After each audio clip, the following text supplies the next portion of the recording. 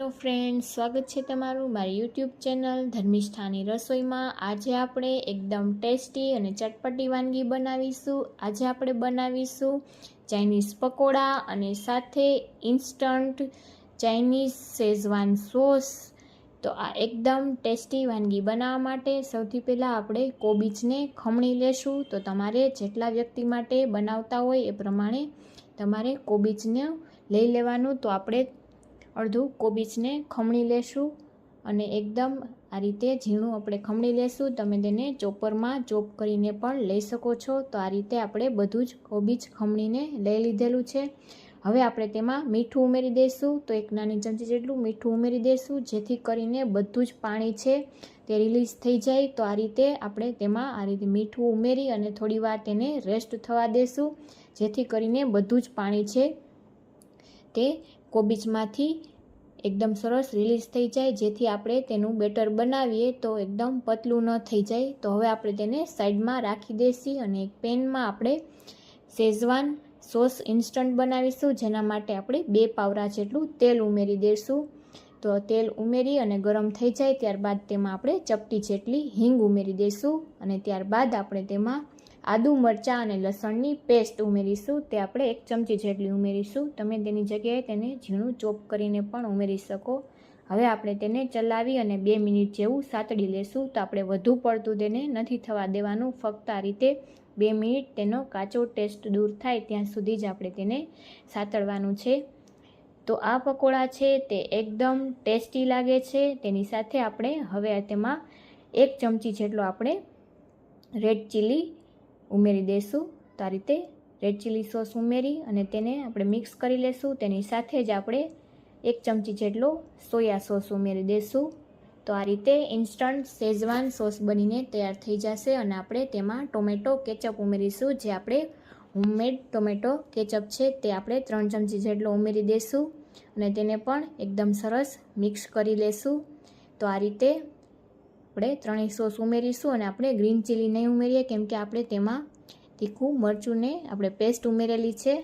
અને ત્યારબાદ 1 ચમચી જેટલું આપણે વ્હાઈટ વિનેગર ઉમેરી દઈશું અને એકદમ સરસ મિક્સ કરી લેશું। તો આ રીતે બધા જ સોસ છે તે એકદમ સરસ ચલાવીને મિક્સ કરી લેશું।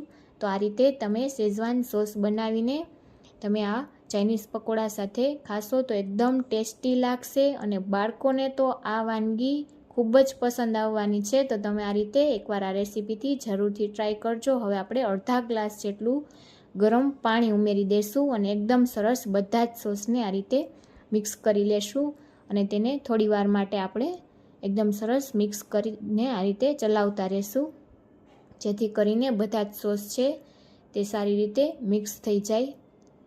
તો આ રીતે આપણે તેને સતત ચલાવી લેશું। તો સાંજના સમયે જો શાક રોટલી ખાવાની ઈચ્છા ન હોય તો એકવાર આ રીતે ચાઇનીઝ પકોડા જરૂરથી ટ્રાય કરજો। હવે આપણે તેમાં 1/4 ચમચી જેટલું મીઠું ઉમેરી દઈશું અને ત્યારબાદ આપણે તેમાં ઉમેરીશું કોર્નસ્ટાર્ચ। તો તે આપણે 2 ચમચી જેટલો ઉમેરી દઈશું। તો હવે આપણે તેને સોસને થોડો ઘટ કરવા માટે તેમાં આપણે આ રીતે કોર્નસ્ટાર્ચ ઉમેરી અને એકદમ સરસ ચલાવીને મિક્સ કરી લેશું। તો આ રીતે સતત આપણે તેને ચલાવતા રહીશું। આ સોસ છે તે ખાવામાં ખૂબ જ ટેસ્ટી લાગે છે। તો આ રીતે બધું જ એકદમ સારી રીતે ગાંઠા ન રહે એ રીતે ચલાવીને મિક્સ કરી લેશું અને ત્યારબાદ જો તમને વધારે પતલો પસંદ હોય તો તમારે થોડુંક ગરમ પાણી વધારે ઉમેરી દેવાનું અને આને ફક્ત આ રીતે મિક્સ કરીને આપણે ફ્લેમ બંધ કરી દઈશું, કેમ કે હજુ ઠંડો થશે તેમ વધુ ઘટ થશે। તો આ રીતે સારી રીતે મિક્સ કરી અને ત્યારબાદ આપણે તેને નીચે લઈ લેશું। તો એકદમ સારી રીતે ગાંઠા ન રહે એ રીતે મિક્સ કરી લેશું। તો એકદમ સરસ આપણે મિક્સ કરી લીધેલો છે। હવે આપણે તેને નીચે ઉતારી લેશું અને તેને આપણે સાઈડમાં રાખી દઈશું। ત્યાં સુધીમાં આપણે કોબીજમાંથી પણ એકદમ પાણી છૂટી ગયું છે। તો આ રીતે તમે જોઈ શકો છો આપણે પહેલાં છે પાણી તેને અલગ કરી લેશું અને ત્યારબાદ જ આપણે તેમાં જો જરૂર લાગશે તો આ જ પાણી આપણે તેમાં ઉમેરીશું, જેથી કરીને આપણું બેટર છે તે પરફેક્ટ બને। નહીં તો આપણે જો બેટર ઢીલું થશે તો થોડો મેંદો વધારે ઉમેરવો પડશે અથવા તો કોર્નસ્ટાર્ચ વધારે ઉમેરવો પડશે। તેના બદલે આપણે આ રીતે પાણી તેને અલગ રાખી દેશું અને જરૂર પડશે તો આપણે ઉમેરીશું. અને હવે આપણે જે વધેલી છે આદુ મરચાં લસણની પેસ્ટ 1 ચમચી જેટલી તેને ઉમેરી દેશું. તો આ રીતે બંને વસ્તુ ઉમેરી ત્યારબાદ આપણે તેમાં મેંદો ઉમેરી દઈશું. તો તે પણ આપણે પોણી વાટકી લીધેલો છે અને અડધી વાટકી જેટલો આપણે કોર્નસ્ટાર્ચ ઉમેરી દઈશું. બંને વસ્તુને ઉમેરી ત્યારબાદ ચપટી જેટલું આપણે મીઠું ઉમેરી દઈશું અને ત્યારબાદ આપણે કલર માટે ઉમેરીશું કાશ્મીરી લાલ મરચું પાવડર 2 ચમચી ઉમેરીશું.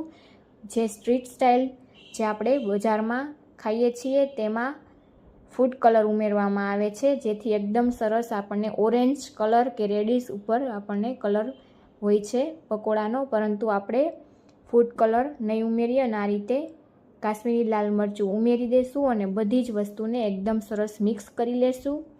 તો શરૂઆતમાં આપણે પાણી નહીં ઉમેરીએ, આ રીતે પહેલાં આપણે મિક્સ કરી લેશું જેથી કોબીજનું પાણી રિલીઝ થશે. તો આ રીતે જેટલું હાથથી મિક્સ થાય એટલું આપણે આ રીતે કરી લેશું અને હવે આપણે પાણી ઉમેરી અને એકદમ સરસ આપણે ડ્રોપ થાય એ રીતનું આપણે બેટર તૈયાર કરવાનું છે. તો આ રીતે થોડું થોડું પાણી ઉમેરતા જઈ અને આપણે ઢીલું બેટર તૈયાર કરી લેશું. આપણે એકદમ વધારે પડતું આ રીતનું કઠણ નથી રાખવાનું. તો આ રીતે થોડું થોડું ઉમેરી અને એકદમ સરસ આપણે બેટરને તૈયાર કરી લેશું, જેથી એકદમ સરસ આપણે તેને તેલમાં ડ્રોપ કરી શકીએ. તો હજુ આપણે પાણી ઉમેરતા જશું. તો આ રીતે આપણે થોડું થોડું કરીને ઉમેરી દઈશું અને ત્યારબાદ એકદમ સરસ મિક્સ કરી લેશું. તો ઇઝીલી આ સ્ટ્રીટ સ્ટાઇલ ચાઇનીઝ પકોડા બનીને તૈયાર થઈ જાય છે અને બાળકોથી લઈ મોટા સુધી બધાને પસંદ આવે છે. તો તમે એકવાર જરૂરથી આ રીતે બનાવીને ટ્રાય કરજો. તો તમારા માટે તો આ પકોડા વધશે જ નહીં, બાળકો બધા જ ફિનિશ કરી જશે તેટલા ટેસ્ટી બનીને તૈયાર થાય છે અને બાળકોને તો આ રીતનું ચટપટું વધુ જ પસંદ હોય છે. તો આ રીતે આપણે તમે જોઈ શકો છો કે આ એકદમ સરસ આપણું બેટર છે તે પરફેક્ટ થઈ ગયું છે. આ રીતે તેને આપણે હાથમાં લઈને ડ્રોપ કરીએ તો ઇઝીલી ડ્રોપ થઈ જાય છે, એ રીતનું આપણે બેટર રાખવાનું છે. હવે આપણે તેલને મીડિયમ ગરમ કરેલું છે, તેલને હાઈ ગરમ નથી કરવાનું અને ફ્લેમ પણ આપણે મીડિયમ જ રાખવાની છે. તો મીડિયમ ફ્લેમ ઉપર આપણે બધા જ આ રીતે જેટલા સમય તેટલા ઉમેરી દઈશું પકોડાને અને આપણે તેને ટચ કર્યા વગર થવા દઈશું.